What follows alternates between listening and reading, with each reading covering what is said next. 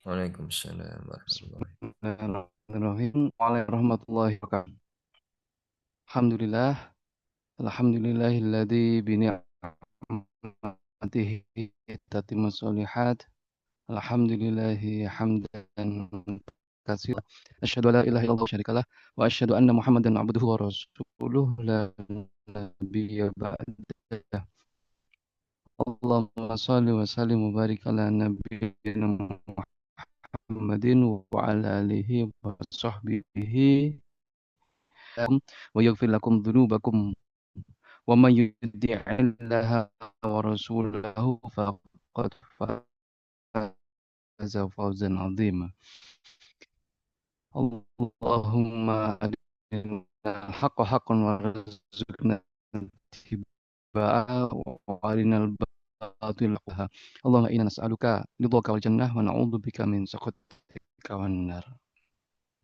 Amma ba'du, Bapak Ibu sekalian, muslimin muslimat, grup nakes mengaji ini basah dengan lantunan rasa syukur ya, kehadirat Allah Subhanahu wa taala. Kesempatan pada hari ini kita masih diberikan kesempatan untuk berjumpa di majelis yang baru. Salah Allah, mudah-mudahan majelis yang sangat-sangat sederhana ini di pagi yang sangat barokah ini ini bisa memberikan atas kehidupan kita, bahkan sampai ke kehidupan dunia kita ya. Baik, Bapak Ibu sekalian, muslimin muslimat rahimakumullah, pada kesempatan pagi hari ini saya amanah oleh Dr. Agung dan kawan-kawan untuk menyampaikan yang sedikit banyak berkisah ya terkait tentang salah satu profil para sahabat yang berada di sekitar Rasulullah SAW. Dan ini merupakan bagian dari keseharian kehidupan sirah nabawiyah ya, bagaimana Rasulullah SAW memberikan keteladanan catatan kehidupan ibarat ya. Karena memang ini satu paket dan tidak bisa dipisahkan. Kemuliaan Rasulullah SAW itu mutlak ya, hakiki, beliau maksum, begitu banyak kesempurnaan dari beliau, tetapi dalam hal implementasi memang Rasulullah SAW keistimewaan yang ada pada diri sahabat, dan itu nantinya akan kita teladani semua, itu tidak lepas dari gimana entah ya, sedikit kupas ya bahwa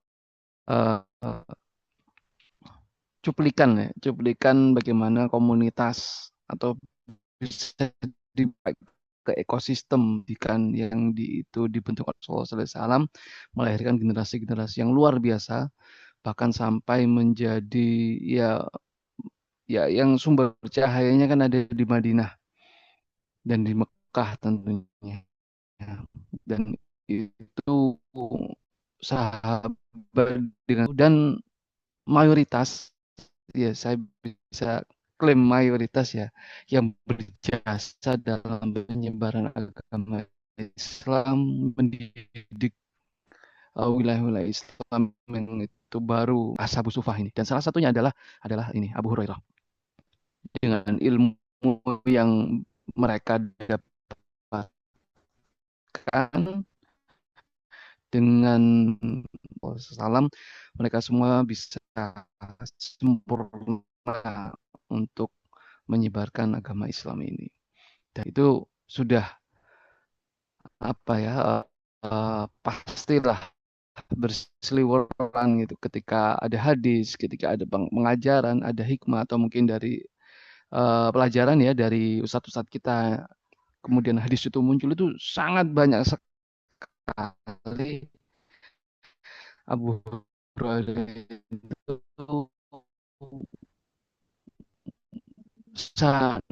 namanya disebutkan.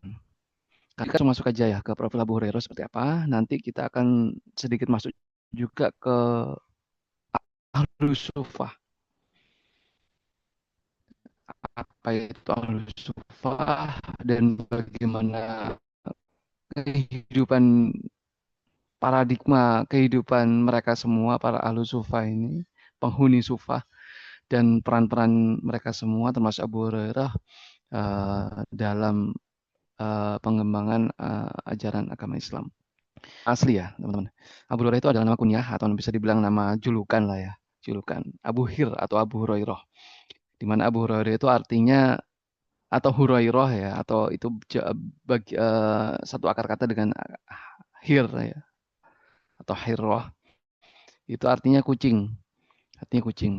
Kucing kecil ya, anak kucing. Jadi kalau Hurairah itu ya anak kecil yang anak kucing yang kecil gitu. Jadi anak yang imut. Anak kecil mohon maaf, anak kucing yang itu ukurannya kecil seperti itu. Tapi itu bukan nama aslinya. Nama asli beliau adalah Abdurrahman bin Sakr Ad-Daus.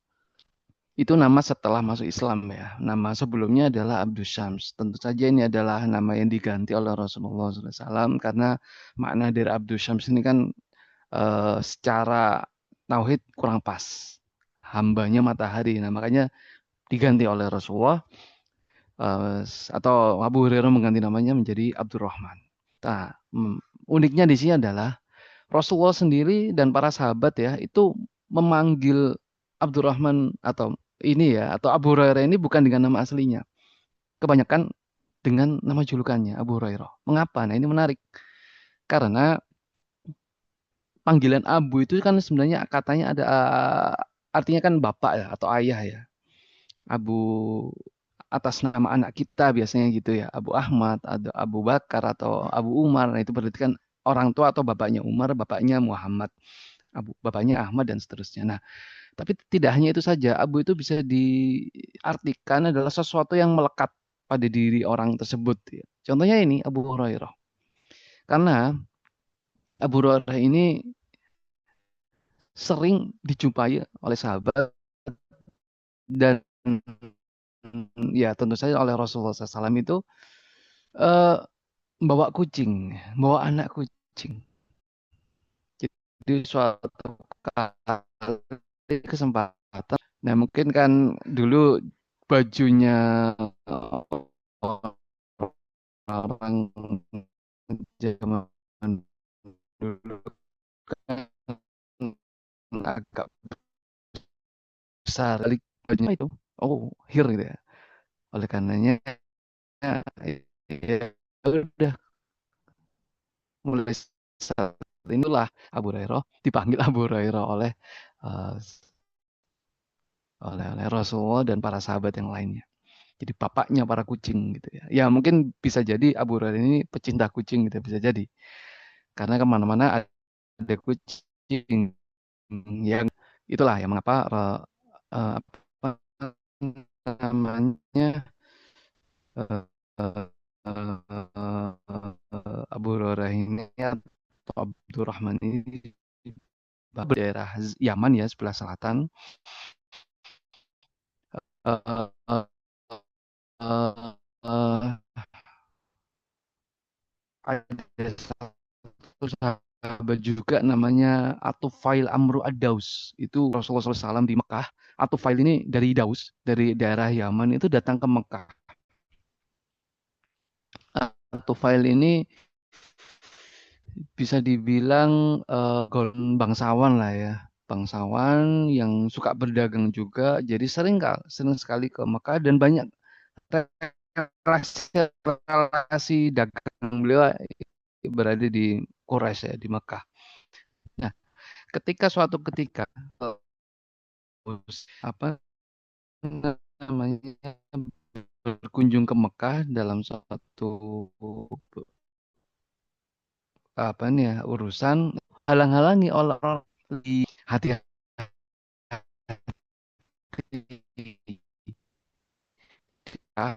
orang yang amat akan menyerang dengan kata-katanya itu apa ya ya bahasa kita kayak digendam gitu ya disihir karena kita bisa melupakan orang tua kita bisa terpisah dengan saudara kerabat tua pokoknya diprovokasi sudah di labeling oleh orang-orang bukan sisi negatif Rasulullah buat labeling. Nah, tuh file ini yang dari Daus wilayah Yaman tadi itu percayanya tuh file nah, tahu ini akhirnya dia menyumpel telinganya jangan sampai terdengar lah. Tahu ini pelajar Ottovan bicara. Aku pinter orangnya. Tahulah kenapa sih nggak boleh ya? Kalau aku terdengar aku itu baik atau misalnya itu buruk lah katakanlah aku bisa menolaknya aku bisa pergi. Akhirnya dibuka tuh penyumbat telinganya, kemudian mengunjungi Rasulullah dan akhirnya bertanya, oh, dibilang eh, dikatakan apa gitu. Nah, orang-orang seperti ini eh, sudah terbuka hatinya gitu. Mau bukan terbuka hatinya ya, tidak menutup lah intinya, tidak menutup hati. Kataan Rasulullah SAW itu ya bukan berarti itu berefek sihir enggak, tapi sangat-sangat menyentuh, menggugah hati. Pilihan katanya juga sangat dalam sehingga orang yang berkatalah Rasulullah bahwa aku adalah utusan Allah, aku adalah Nabi, aku membawa ajaran Islam dan seterusnya ya. Seketika itu paham. Nah, kemudian singkat cerita ya, Tufail ini balik ke Daus ke wilayahnya, kemudian berjumpa dengan Rasulullah ya. Tolong doakan masyarakat kaumku ini yang ada di Daus. Kenapa? Karena mereka menolak yang baik ya, doakan binasa. Wah, memang mendoakan doa. Allah Mahdi di Daus. Jadi ya Allah berikanlah petunjuk kepada penduduk Daus. Dan betul setelah itu beberapa orang mulai masuk. Abu Hurairah itu eh, masuk Islam. Nah, masuk Rasulullah sudah berada di Madinah pasca hijrah. Abu Hurairah hijrah ya atau masuk Islam dan menjumpai Rasulullah di Madinah. Jadi tahun 7 Hijriah pada sekitar usianya 28 tahun. Jadi ya masuk Islamnya belakangan ya 7 Hijriah bayangkan 3 tahun bahkan 4 tahun lagi Rasulullah SAW sudah wafat. Jadi dibandingkan dengan sahabat-sahabat yang lainnya itu sudah bisa bilang Abu Hurairah itu masuk Islamnya terlambat. Sahabat ini ya melewatkan hadis dari Rasulullah SAW.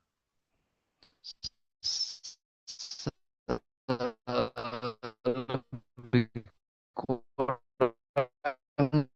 ya 530 370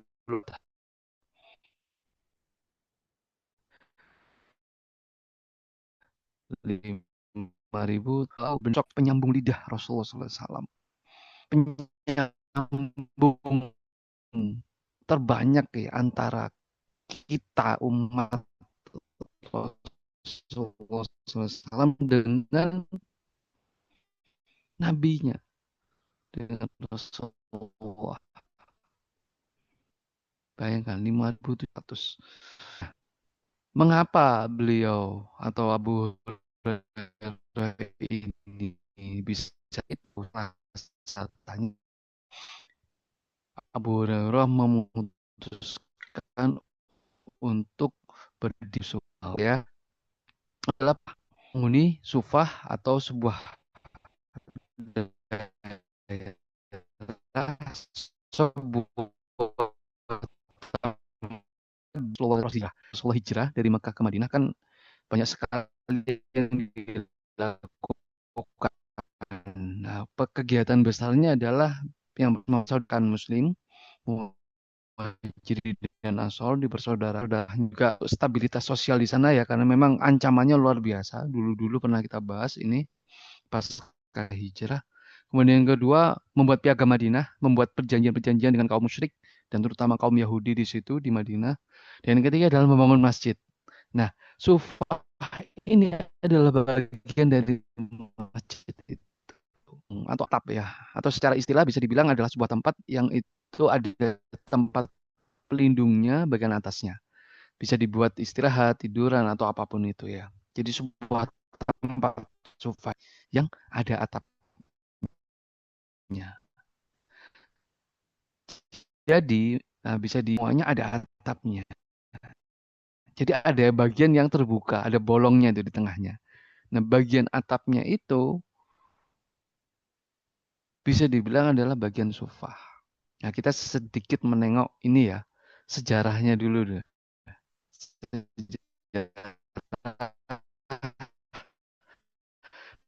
Bagaimana dengan sofa dan bagaimana kedekatan para ahli sufa dengan Rasulullah SAW. Rasulullah datang kan dibangun ya, dibangun Masjid Nabawi itu. Tetapi membangunnya itu arah kiblatnya itu utara, tidak ke selatan. Kalau sekarang ini kan ke selatan, tapi dulu itu di awal pembangunan menghadap ke utara, yaitu menghadap ke Baitul Maqdis, menghadap ke arah Syam, menghadap Palestina. Jadi eh, eh,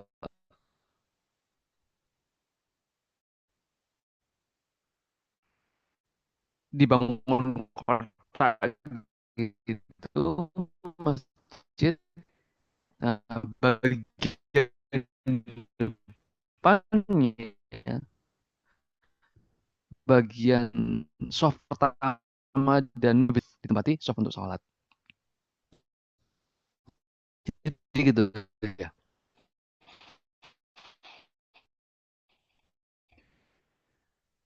Uh,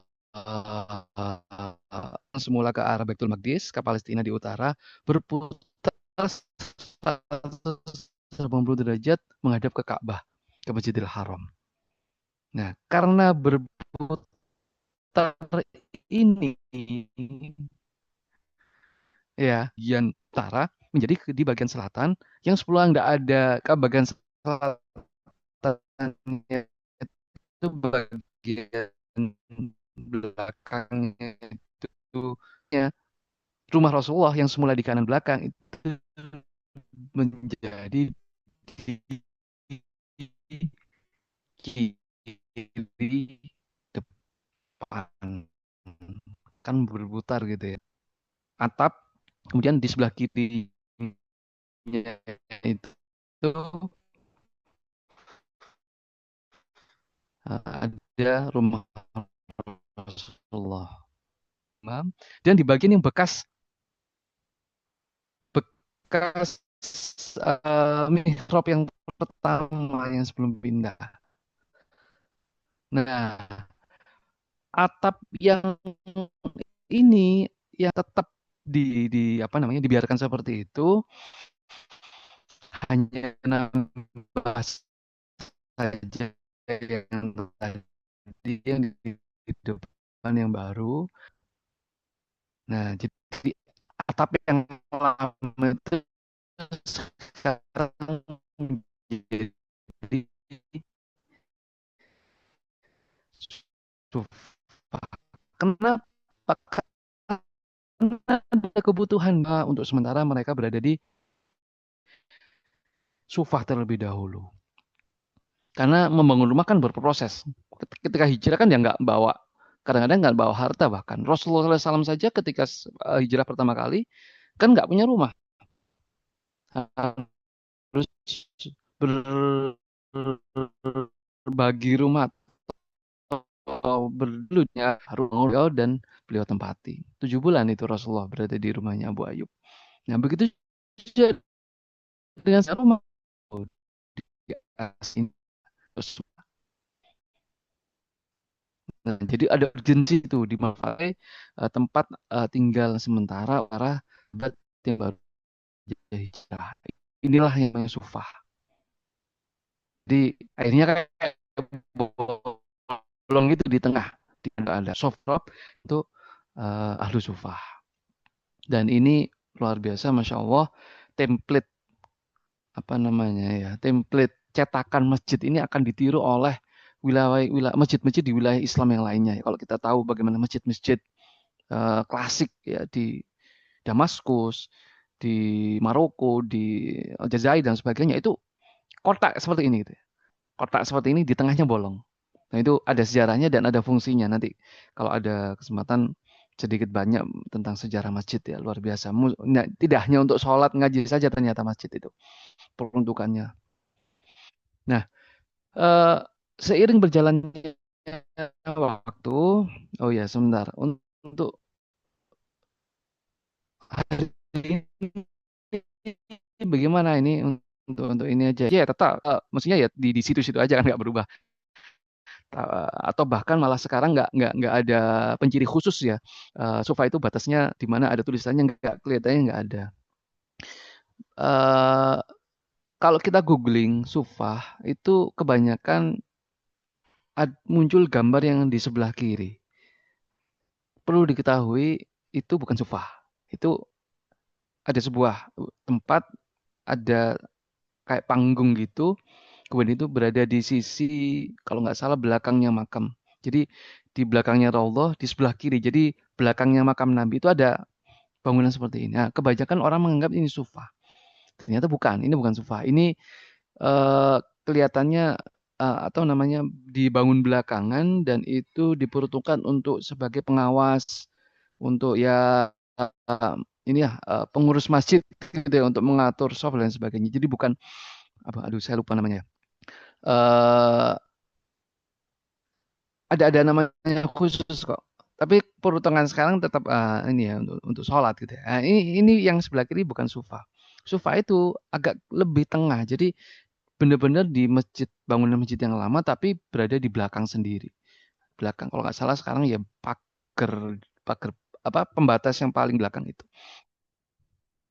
Ya tidak ada penjiri khusus ya seperti saya bilang tadi, tapi masih ada di jadi kalau kita berada di Masjid Nabawi, berada di katakanlah Raudhah gitu ya, duduk di situ, di belakang itu ya tiang-tiang yang paling belakang itu kira-kira berapa meter lah, itu adalah sofa. Nah, sekarang seperti itu. Denahnya ada di ini ya, di sebelah kanan ada saya nemukan di internet ada denahnya. Di sebelah kanan bawah itu makam Nabi. Kemudian di belakang itu yang panggungnya tadi itu, yang nomor 14. Nah, yang 15, 16 itu sebenarnya perluasan. Yang 15 itu perluasan. 15, mohon maaf. Ya, itu adalah alusufa itu di situ atau sofa itu di situ. Yang titik-titik itu adalah tiang-tiang, tiang-tiang masjid yang lama, bangunan masjid yang lama. Jadi bisa diartikan sofa itu adalah tempat tinggal sementara sahabat yang belum memiliki rumah. Utamanya muhajirin. Kenapa ada catatan utamanya di sini muhajirin? Karena memang nanti dalam perkembangannya, tidak hanya muhajirin saja yang tinggal di situ. Ansor pun yang itu juga sudah punya rumah di Madinah, itu ikut-ikutan tinggal di situ. Kenapa? Nah ini, karena mereka, para sahabat radhiyallahu anhum, memiliki motivasi tersendiri ya mereka untuk ingin selalu dekat dengan Rasulullah SAW.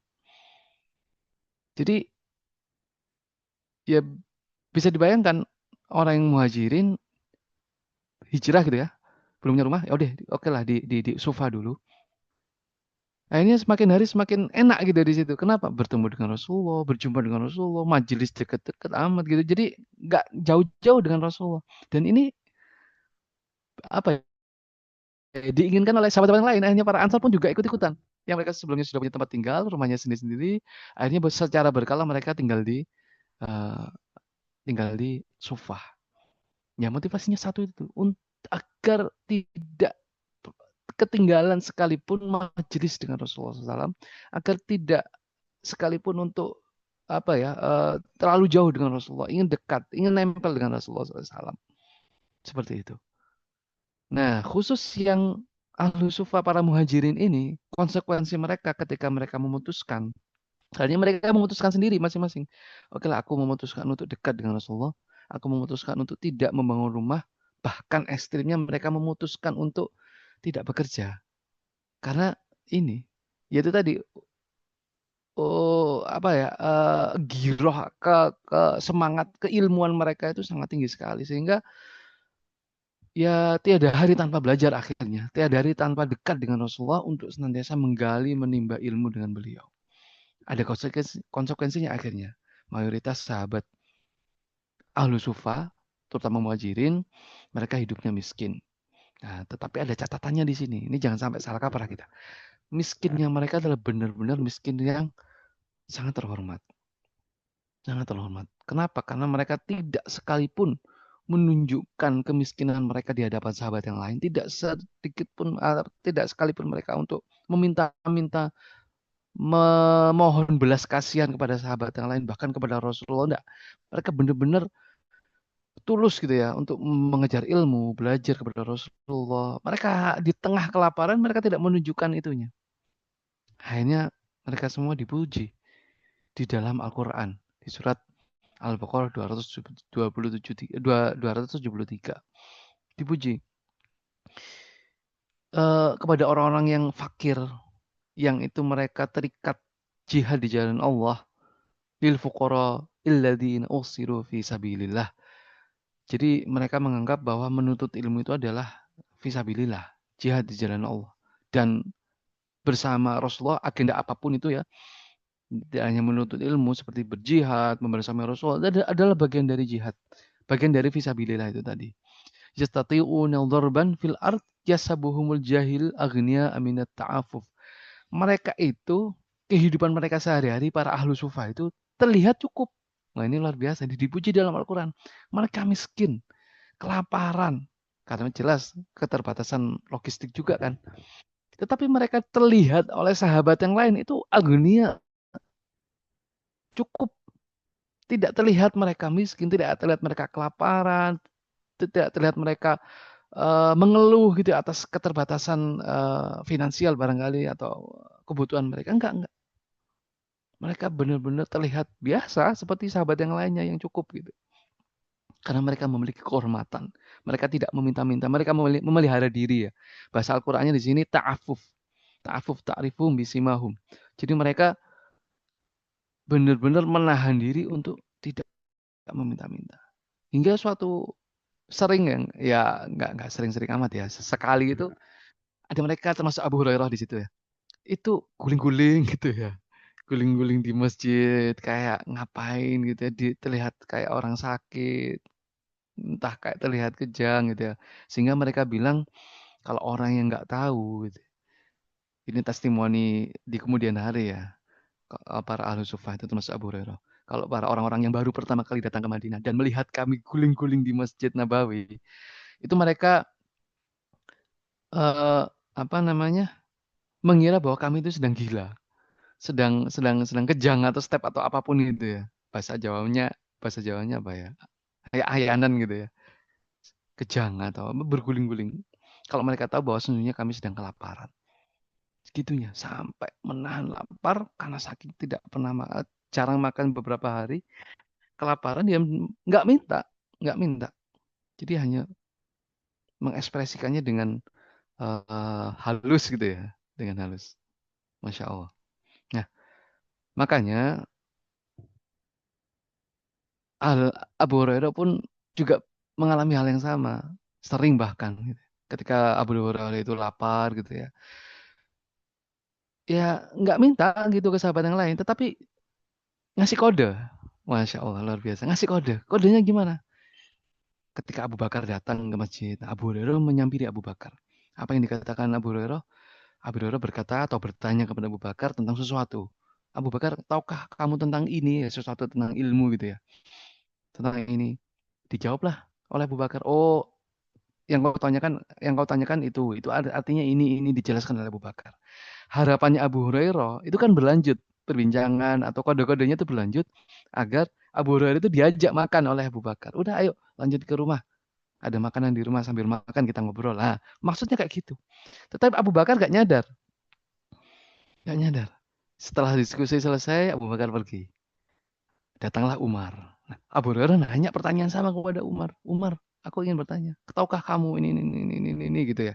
Dijawab sama Umar, ini bla bla bla bla bla bla. Selesai, selesai. Umar pergi. Nah, pemandangan seperti itu dilihat oleh Rasulullah. Datanglah ke Rasulullah ke dalam masjid. Abu Hurairah nanya kepada Rasulullah pertanyaan yang sama. Wahai Rasulullah, aku telah bertanya kepada Abu Bakar dan Umar dan sekarang bertanya kepadamu tentang perkara ini. Ini. Tersenyum Rasulullah. Tersenyum nggak jawab, nggak berkata apapun atas pertanyaan tadi ya. Langsung mengajak, udah, kamu lapar kan? Ayo ikut, ada makanan sedikit di rumah. Nah, luar biasa. Itu hanya Rasulullah yang memahami ya. Memahami bagaimana kondisi para sahabat. Memahami secara lahir batin, fisik, dan lain sebagainya. Makanya Rasulullah SAW itu kan terhadap Ahlus Sufa itu sungguh sangat perhatian sekali. Sangat perhatian sekali. Karena Rasulullah paham bahwa Ahlus Sufa ini benar-benar pewaris ilmu kelak yang akan sangat berharga. Seperti itu. Pernah tahu kan kisah ini ya? Kisah Fatimah yang minta diberikan budak kepada ayahnya Rasulullah SAW. Karena pada saat itu Fatimah tahu, ya kita tahu lah Fatimah itu kan hidupnya sederhana. Bersama Ali, Ali sebenarnya eh, apa ya, bukan berarti menelantarkan keluarganya, enggak sama sekali ada di benak Ali. Tapi Fatimah paham bahwa Ali bin Abi Thalib itu adalah tidak hanya sekedar menantunya Rasulullah, sosok yang kemana-mana bersama Rasulullah ya Ali ini. Jadi nggak sempat untuk mencari nafkah secara cukup dan sebagainya. Makanya juga kekurangan sebenarnya keluarganya Fatimah itu. Tapi Fatimah tidak pernah mengeluhkan hal itu. Itu adalah sebuah konsekuensi. Menikahi Ali itu seperti itu. Nah, kemudian sebentar, izin. Bentar, tolong di. Nah, di pojok. Nah, mohon maaf. Jadi Fatimah itu karena keterbatasan, suatu ketika Fatimah tahu bahwa Rasulullah SAW atau kaum muslimin secara umum itu habis mendapatkan ghanimah yang cukup ya, cukup banyak. Nah, Fatimah ini berinisiatif meminta budak atau minta diberikan atau dibelikan budak untuk dijadikan pelayan lah. Ya, pelayan untuk membantu urusan rumah tangga aja lah gitu. Karena selama ini hanya Fatimah sendiri yang mengerjakan pekerjaan rumah gitu sampai tangannya Fatimah ini kasar gitu ya. Luar biasa ini. Tangannya Fatimah tuh kasar. Bayangkan ya. Kasarnya seorang wanita itu kan untuk hari ini kan nggak kita ya merasa ya nggak wajar, ya bukan nggak wajar ya gimana ya. Ya kurang pas lah ya. Ya ibu-ibu ini coba lihat tangannya. Sekasar apa sih gitu ya. Sekasar apa. Padahal Fatimah itu adalah Sayyidun Nisa. Penghulunya para wanita di surga nanti. Paling top gitu ya. Wanita paling top di surga nanti itu ya Fatimah, penghulunya, pemimpinnya, Sayyidun Nisa. Itu tangannya kasar, tangannya kasar. Nah, suatu ketika itu minta pada Rasulullah, wahai ayah, ya satu aja deh, budak gitu ya, atau mungkin pelayan untuk bisa membantu rumah tangga gitu ya. Karena akhirnya ditolak kan oleh Rasulullah. Nah, alasan penolakan ini kenapa? Karena ya Rasulullah mementingkan ahlu sufa itu. Kalau andai kata ya, hartaku ini ku belikan budak kemudian untuk menjadi pelayan di rumahmu, wahai Fatimah, berapa banyak sahabatku yang akan kelaparan. Ini sebenarnya meng-highlight ahlu sufa. Yang kelaparan nanti ahlu sufa. Makanya Rasulullah ketika punya harta, itu akan diberikan kepada ahlu sufa. Diajak makan dan seterusnya dan seterusnya. Nah, itulah keutamaan ini ya, ahlu sufa ya. Makanya ahlu sufa ini nanti ada dua kategori. Mereka yang memang permanen tinggal di situ dan mereka yang apa namanya nggak permanen. Jadi seperti para ansor gitu ya, yang sudah punya rumah, akhirnya mereka juga ikut-ikutan tinggal di Sufah. Menurut Anas bin Malik, berapa sih jumlahnya penghuni Sufah itu? Menurut Anas bin Malik, berkisar antara 80 sampai 200. Lumayan, lumayan banyak. Itu yang menetap ya. Soalnya memang ada beberapa yang ya cuma sesekali aja di situ, kemudian pergi, di situ pergi. Tapi yang disinyalir atau dikenal menetap cukup lama atau sepanjang lama di situ adalah sekitar kurang lebih 80 sampai 200 sahabat. Termasuk Abu Hurairah itu. Mereka semua memiliki motif yang sama ya. Bukan berarti mereka lari dari kenyataan untuk tidak mau bekerja, tidak mau mencari nafkah. Enggak. Motivasi utama mereka adalah untuk berilmu kepada Rasulullah. Tidak ingin melewatkan sekalipun bermajelis dengan Rasulullah SAW. Dan ingin selalu dekat dan menempel kepada Rasulullah Shallallahu Alaihi Wasallam. Begitulah Abu Hurairah. Abu Hurairah menyadari bahwa dia terlambat masuk Islam. Dia terlambat masuk Islam. Oleh karenanya harus dikejar gitu ya. Harus dikejar, harus memutuskan ya udah mau nggak mau untuk mengejar keterlambatan itu aku harus dekat dengan Rasulullah SAW. Akhirnya Abu Hurairah memutuskan untuk tinggal di Sufah, menjadi ahlu Sufah. Dan eh, Abu Hurairah paham konsekuensinya apa. Iya jelas akan menjadi miskin. Nah, miskin di sini, miskin ahlu Sufah, miskin karena tidak berdaya. Miskin mereka itu yang mereka memilih miskin karena ada motif lain yang itu di mereka nggak bisa apa-apa mungkin sekarang ya hal ini orang-orang memframe miskin karena memang mereka tidak berdaya tidak punya pendidikan akhirnya udah kerja nggak kerja dan seterusnya pengangguran nah akhirnya miskin kan mereka semua sebenarnya adalah berdaya, mampu berdagang, mampu, tetapi mereka memutuskan untuk tidak melakukan itu. Mereka bahasa kita kayak nyantri gitu ya, sepenuhnya kepada Rasulullah Sallallahu Alaihi Wasallam. Miskin adalah konsekuensi atas pilihan mereka untuk dekat dengan Rasulullah Sallallahu Alaihi Wasallam. Mental mereka bukan mental miskin, mental mereka benar-benar matang, ilmu mereka dalam. Dan nanti kita bisa lihat karya-karya mereka. Nah, kalau sekarang kita ngelihat menanyakan orang yang miskin gitu ya, karyanya apa? Kan ya sulit jawabnya gitu. Tapi kalau sahabat sahabat Al-Sufa ini mereka miskin, tapi ketika ditanya karyamu apa? Karya mereka mungkin tentang Islam kalau mereka tidak berkaya tentang ilmu itu yang uh, oke. Abu Hurairah itu bisa dikatakan sebagai arif ya, arif atau bisa dibilang koordinator lah para ahlu sufah itu. Bahasa mahasiswanya komting gitu ya. Nah itu Abu Hurairah. Karena seringkali Rasulullah SAW itu memerintahkan, menyuruh Abu Hurairah untuk mendata berapa jumlah Al-Zufar, eh, eh, kegiatan-kegiatan manajerial. Nah, itu biasanya Abu Hurairah yang di situ. Agar apa itu diberikan apa namanya bantuan bantuan logistik dan sebagainya. Salah satu perannya di situ. Makanya ada kisah Rasulullah SAW itu pernah mengajak Abu Hurairah untuk makan atau minum lah ya.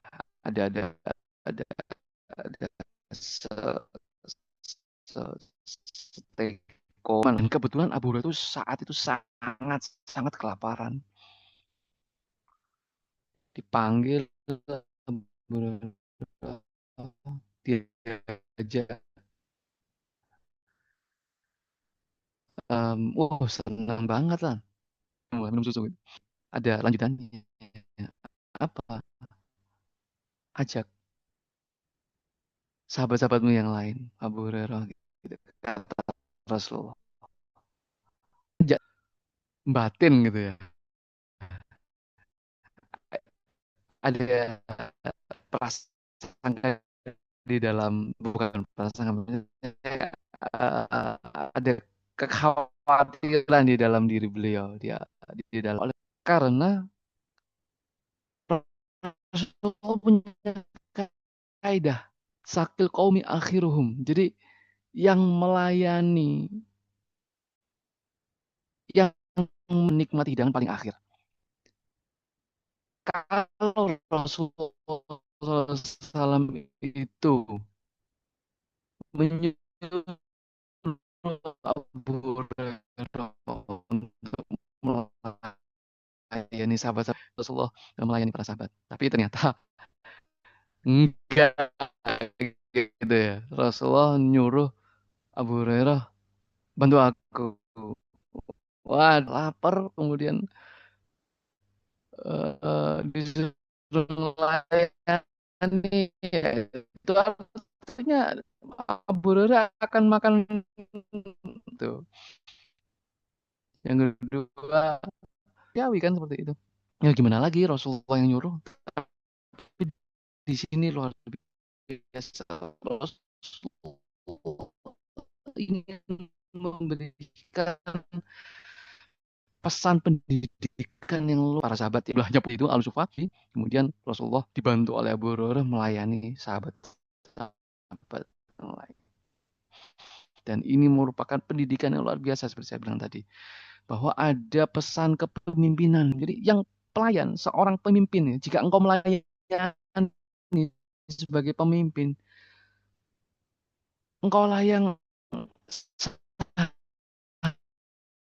harusnya mendapatkan kenikmatan yang paling akhir. Seteguk susu, secangkir teguk susu atau segelas itu diberikan kepada Abu Hurairah untuk dibagi ke sahabat. Gitu terus, itu terus sampai beberapa, terus gitu, terus terus terus sampai akhir selesai semua. Kata Rasulullah, wahai Abu Hurairah, hanya tinggal kita, yang minum terakhir siapa ya cukup, apakah aku gitu kan. Kalau aku kan nggak sopan banget, masa Rasul terakhir diberikan kepada Abu Hurairah. Ini ya Abu Hurairah, minumlah. Itu luar biasa, itu pelajarannya di sini. Rasulullah, artinya di sini Rasulullah adalah orang yang terakhir minum. Ya, dia minum lagi untuk yang kedua kalinya. Kemarin kan lagi minum, gelas itu terus ini minum lagi, minum terus. Apa yang kau khawatirkan? Nggak boleh kalau gitu ya mungkin.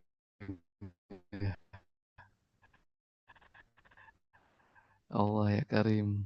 Sudah kenyang, sudah kenyang. Nah, yang nggak cukup lagi, baru Rasulullah mengambil, terus Rasulullah meminum. Jadi Rasulullah meminum, makan luar biasa kepada Abu Hurairah khususnya dan juga para sahabat yang lain. Bahwa ketika kita jadi seorang pemimpin, itu melayani kesempatan yang paling akhir. Ingat kisah top ketika itu di Klik Madinah mengalami musim paceklik, nah hanya Madinah saja, tetapi wilayah di sekitaran kekeringan, bahkan wilayah yang sekitar Madinah, orang itu masuk ke dalam Madinah untuk mengungsi ya, mencari bantuan. Sebelah mungkin umum untuk menampung para sahabat yang di luar Madinah.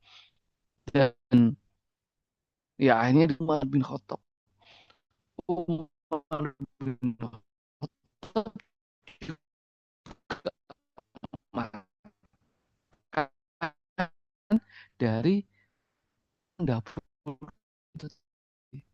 Ini ya bersama Pak Umar sudah kelihatan kurus, sudah kelihatan kayak orang mau sakit gitu ya kan, ya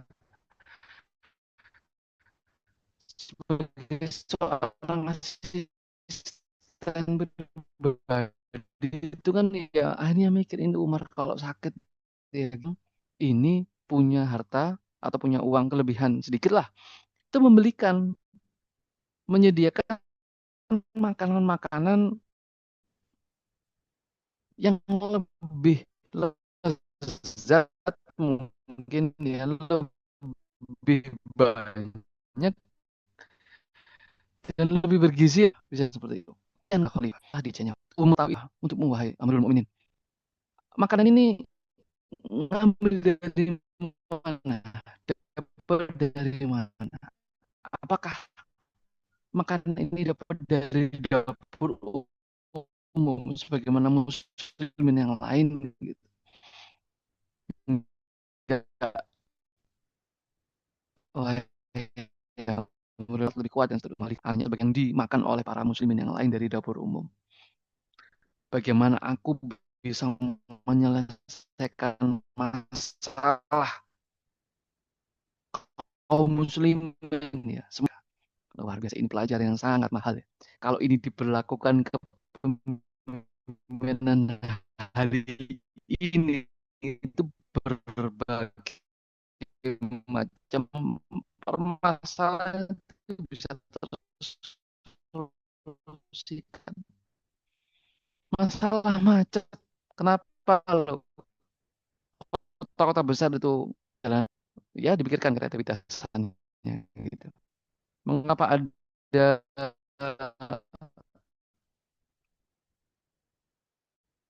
harga mahal gitu? Tidak dirasakan oleh pemimpin kita.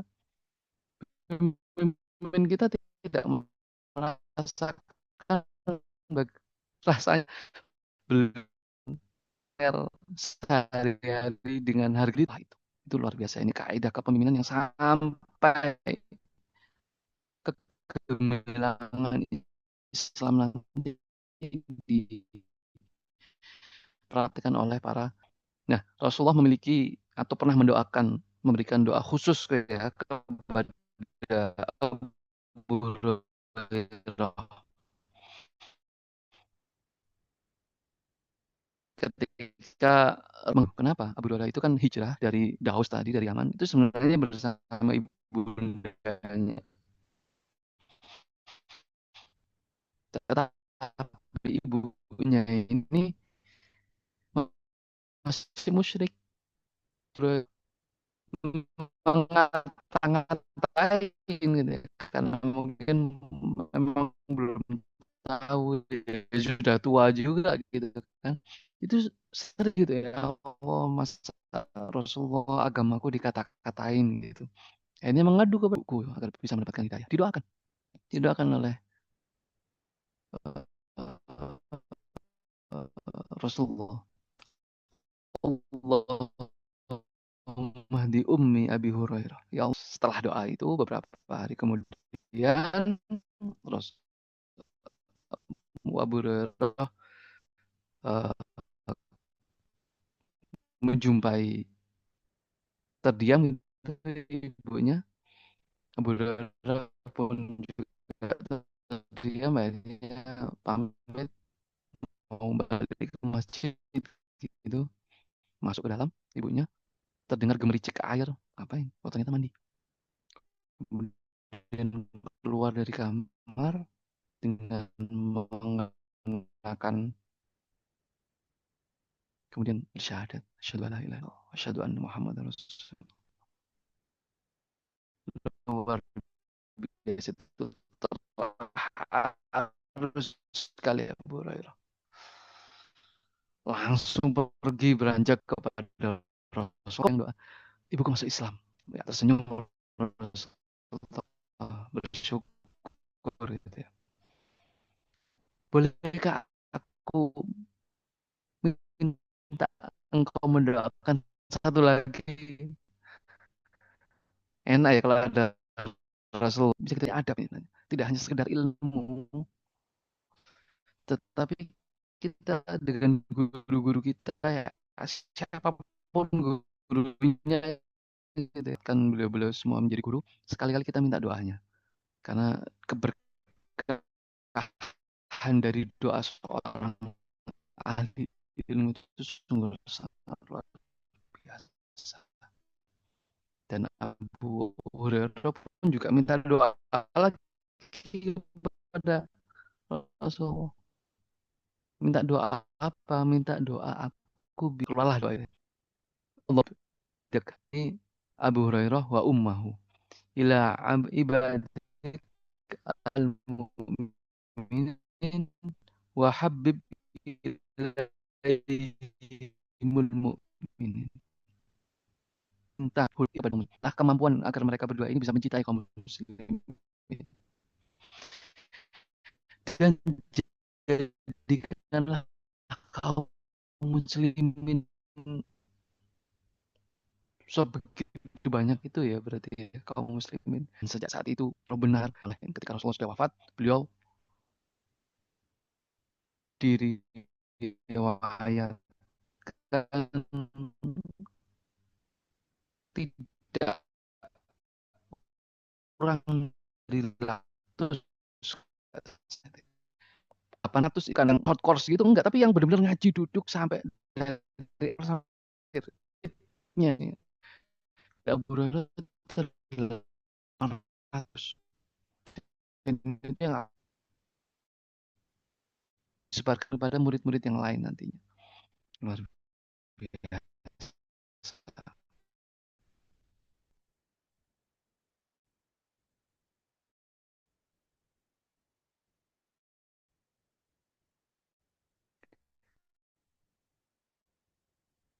Kalau ditanya Ahlus Sufa itu sampai kapan? Ya, sampai Rasulullah ketika Yusuf itu sudah nggak ada kan, Rasul sudah nggak ada, sudah wafat, otomatis ya tidak ada ilmu lagi yang akan posisi Al-Sufa tidak seperti motivasi sebelumnya akhirnya. Ahlu Sufa coba kita nanti spill satu-satu ya, siapa saja para ahlu Sufa itu, termasuk Abu Hurairah itu akhirnya mendapatkan peran-peran masing-masing yang sungguh sangat luar biasa. Karya-karyanya ini yang membuat mereka orang miskin ada orang miskin jadi gubernur karena memang bukan kekayaan yang dijadikan jadi kompetensi keilmuannya itu ya jadi highlight utama seorang pemimpin. Bang, mana wilayah Saten sekali dan akan ada di situ akhirnya jadi dan di menjadi penuh tekal juga di era Muawiyah meskipun menang tapi pernah beberapa menjadi seorang pejabat tidak jelas disisikan seperti apa tapi yang pemimpin perintah di,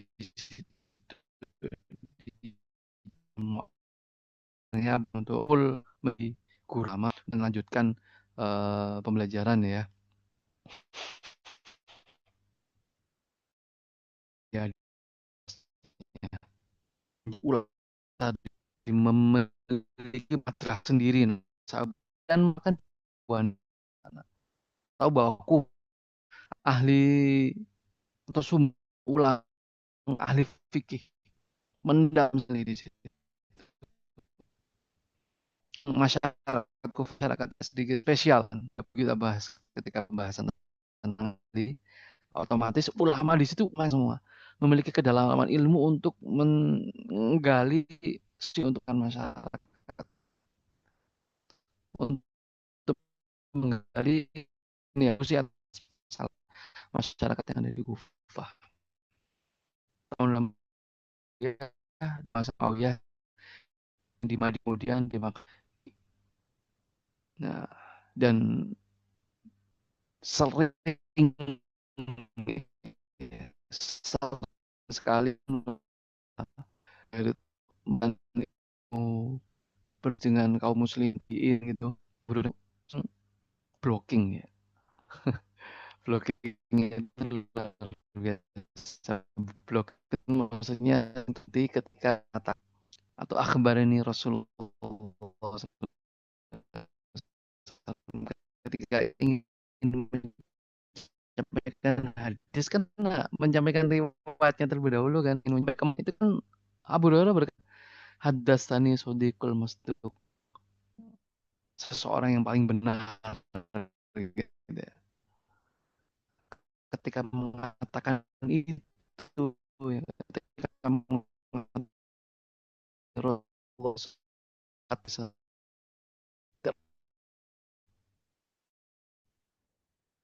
itu nyampe akan kita kembali ulangi hadasani sodiqul masduq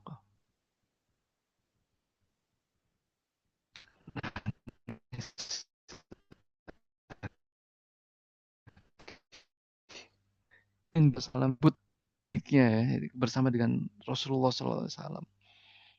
Rasulullah mencintai Abu Hurairah dan Abu Hurairah pun mencintai Rasulullah SAW itu hadir semua di situ perasaannya, emosinya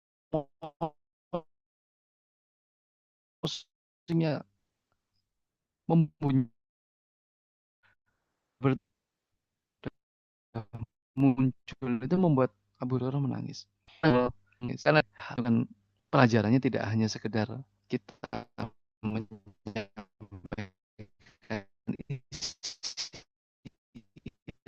ilmunya itu sendiri, tapi bagaimana ilmu tersufah itu tidak hanya menjadi pewaris ilmu dari Rasulullah, hadis-hadis Rasul tapi juga atas ilmu itu.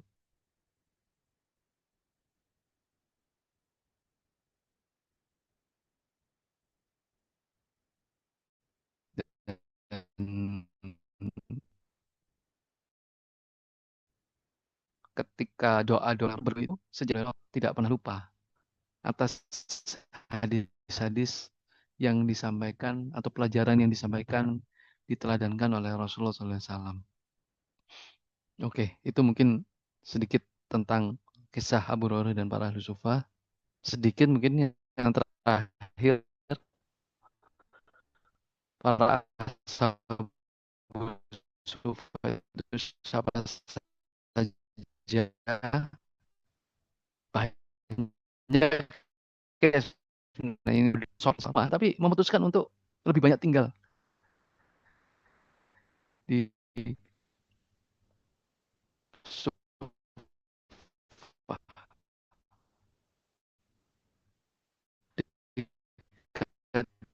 dengan Rasulullah SAW. Roh, tahu kan nama ini ya, Abu Ubaidah ini adalah salah satu dari 10 miskin, miskin sangat Khattab itu sangat-sangat terkesan ya terhadap Abu Ubaidah.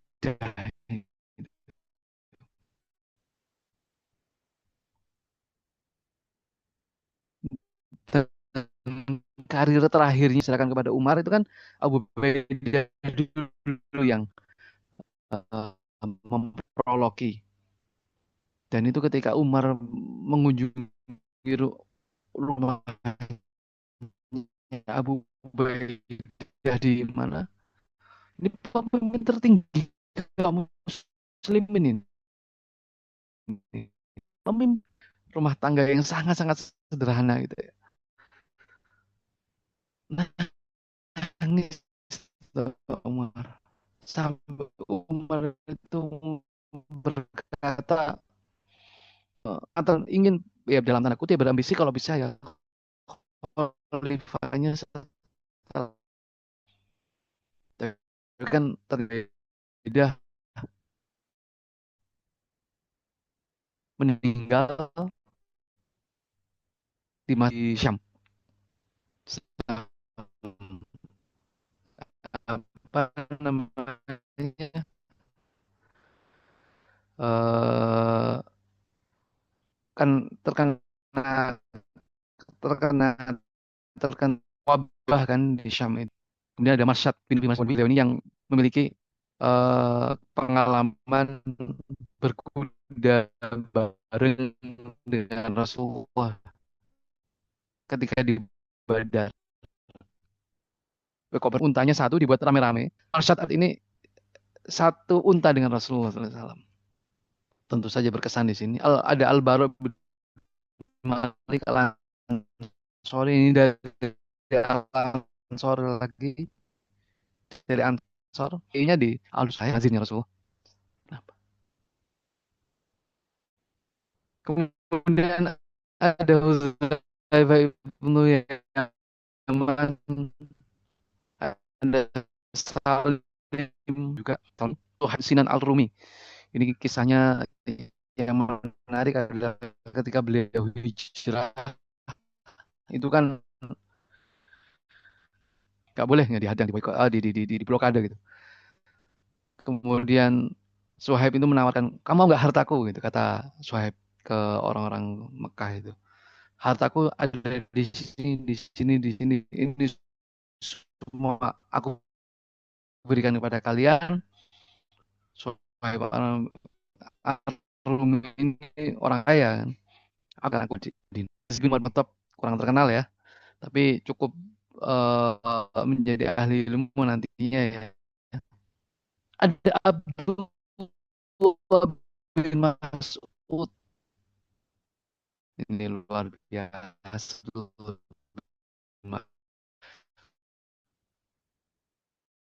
Umar bilang pernah berada manjat sesuatu, manjat pohon apa gitu ya untuk suatu keperluan, ketawa kaum muslimin. Awalnya Abdullah bin Mas'ud biasa aja kan memang sering gitu kan, tetapi Umar mengetahuinya, mengingat sahabat lain, udah jangan kata kalian kepada Abdullah bin Mas'ud semuanya ilmu. Dia bilang bahwa Abdullah bin Mas'ud itu nggak pernah suatu kali Abdullah bin Mas'ud sholat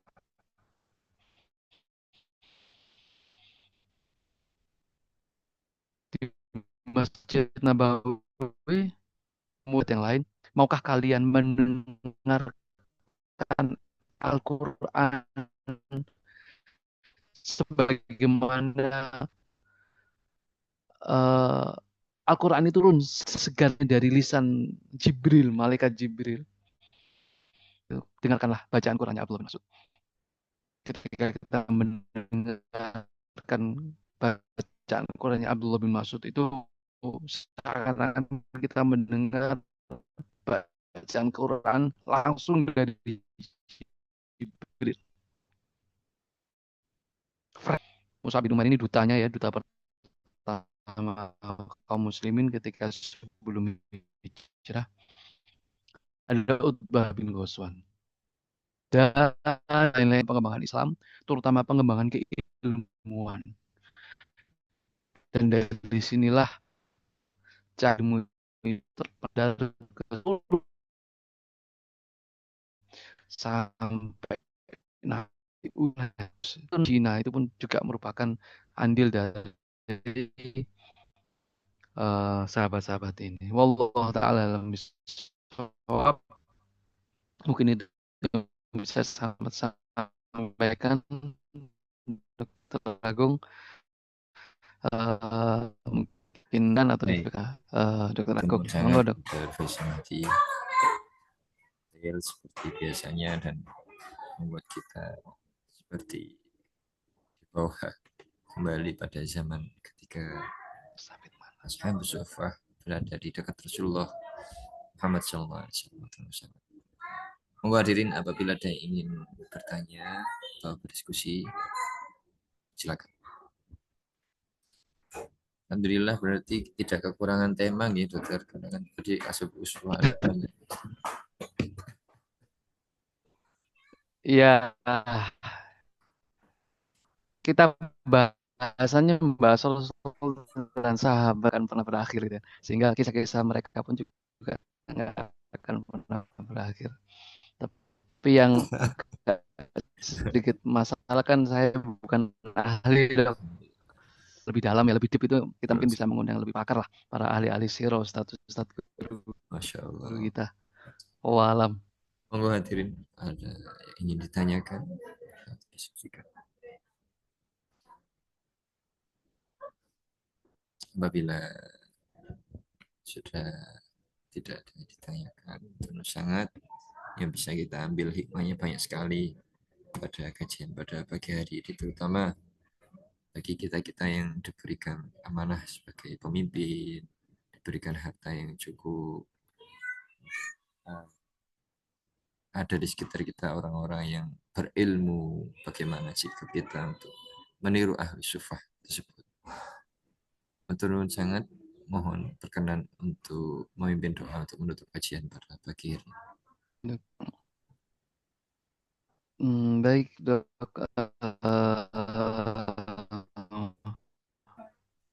Izin untuk kita sama ya. Semoga Allah ini dan tentu saja kebaikan atas diri kita dan keluarga dan masyarakat. Kita awali beristighfar terlebih dahulu ya. Astagfirullahaladzim. Dan yuafini amahu yukafi mazidah. Ya Rabbana lakal hamdu kama yanbaghi li jalali wajhika wa 'azimi sultanik. Subhanaka la ilma illa ma 'allamtana innaka antal hakim. Rabbana anta sadatan fil ilmi wa barakatan fi rizqi wa taubatan qabla al-maut wa rahmatan 'inda al-maut wa maghfiratan ba'da al-maut. Allahumma hawil Allahumma rabbana dhalamna anfusana wa illam taghfir lana wa tarhamna lanakunanna minal khasirin. Rabbana ighfir lana dhunuban Rabbana bina ghilal lilladina Rabbana innaka ra'ufur rahim. Rabbana la tadhana dhamman illa ghafarta wala haman illa farajtah illa qadaita ya rabbal alamin. Rabb hab lana min azwajina wa dhurriyyatina qurrata a'yun waj'alna afian wa rizqan wa syi'an wa shifaan min qul Allahumma barik lana fi ilmi Allahumma barik lana fi ilmin Allahumma barik lana fi ilmina Rabbana atina من لدنك رحمة وهيئ لنا من أمرنا رشدا ربنا آتنا في الدنيا حسنة وفي الآخرة حسنة وقنا عذاب النار سبحان ربنا والحمد لله رب العالمين. Sangat kita bisa mati semoga selalu dalam hidayah Allah, kesehatan, umur yang barokah, rezeki yang dilapangkan oleh Allah Subhanahu wa taala. Dan hadirin sekalian, matur sangat kehadirannya kita akhir dengan bacaan alhamdulillah. Alhamdulillah. Doa kafir majelis. Bismillahirrahmanirrahim. Subhanakallahumma bihamdika asyhadu an la ilaha illa anta astaghfiruka wa atubu ilaik. Terima kasih dan mohon maaf atas segala kekurangan. Ihdinas siratal mustaqim. Assalamualaikum warahmatullahi wabarakatuh. Waalaikumsalam. Waalaikumsalam warahmatullahi wabarakatuh.